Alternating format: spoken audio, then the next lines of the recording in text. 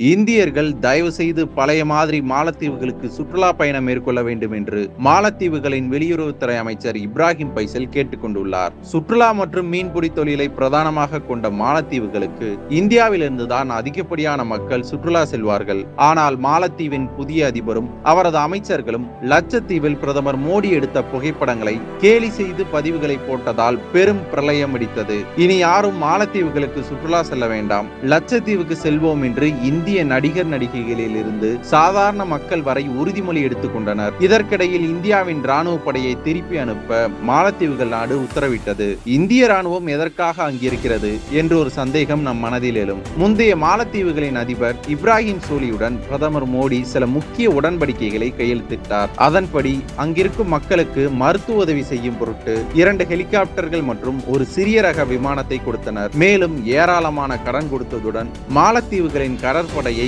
இந்திய கடற்படையுடன் ஒன்றிணைத்து பாதுகாப்பை பலப்படுத்த வேண்டும் என்கிற உடன்படிக்கையிலும் கையெழுத்திட்டனர். இதற்கு எதிராக அங்கு புரட்சி வெடித்தது. இந்தியா மாலத்தீவுகளை தங்கள் வசத்திற்கே கொண்டு வரும் செயலாக இவை பார்க்கப்பட்டது. தற்போதைய அதிபர் முகமது முய்சு மாலத்தீவுகளில் வெற்றி பெற அந்த கடற்படை உடன்படிக்கை மீதான எதிர்ப்புடன் வேறொரு முக்கிய காரணமும் உள்ளது. அது மதத்தை அடிப்படையாக கொண்டுள்ளது. எப்படி அது மதத்தை சார்ந்துள்ளது என்பதை நாம் புரிந்து கொள்ள மாலத்தீவுகளின் புவியியல் அமைப்பும் வரலாறும் தெரிந்து கொள்வது கட்டாயம். 1200 சிதறிய தீவுகளின் ஒன்றியம்தான் மாலத்தீவுகள் எனும் நாடு. இந்த நாட்டில் முதலில் தென்னிந்திய மக்கள் தான் வாழ்ந்து வந்தனர். அவர்களில் தமிழர்கள் பெருமளவில் இருந்தனர். அவர்கள் தான் மாலை போன்ற அமைப்பில் இருந்த இந்த தீவுகளுக்கு மாலை தீவுகள் என்று பெயர் வைத்ததாகவும் அது மருவி மாலத்தீவுகள் என்றானதாகவும் வரலாற்று அறிஞர்கள் கூறுகின்றனர். 4ஆம் நூற்றாண்டில் சிங்களர்கள் இங்கு வந்தனர். அப்போது பௌத்தம் பிரபலமானது. 12ஆம் நூற்றாண்டு வரை மாலத்தீவுகளை சோழ மன்னர்கள் தான் ஆண்டு வந்தனர். பின்னர் இஸ்லாமிய சுல்தான்கள் படையெடுத்து மாலத்தீவுகளை தம் வசமாக்கினர். அதற்கு பிறகு அந்த நாடு படிப்படியாக இஸ்லாம் நாடாகவே உருவெடுத்தது. போர்த்துகீசியர்கள், டச்சுக்காரர்கள், பிரித்தானியர்கள் என பல்வேறு நாட்டினர் ஆண்டபோதும் சுல்தான்களை அந்நாட்டை ஆட்சி செய்தனர். இஸ்லாம் நாடாகவே மாலத்தீவுகள் தற்போது பரிமளித்திருக்கிறது. இஸ்லாமிய பண்டிகைகள் மட்டுமே அங்கு கொண்டாடப்படுகின்றன. இந்தியாவில் தற்போது நடைபெற்று வரும் பாஜக ஆட்சி முஸ்லிம்களுக்கு எதிரானதாக இருப்பதாக மாலத்தீவுகளில் வசிப்பவர்கள் கருதுவதால் பிரதமர் மோடியை எதிர்க்க ஆரம்பித்தனர். சீனாவின் ஆதரவு கரத்துடன் இந்தியாவை கண்மூடித்தனமாக எதிர்க்க தொடங்கினார் முகமது முய்சு. ஆனால் ஒரு கட்டத்தில் சீனாவின் கைகள் மறைவதை கண்டதும் கொஞ்சம் அடங்கினார்.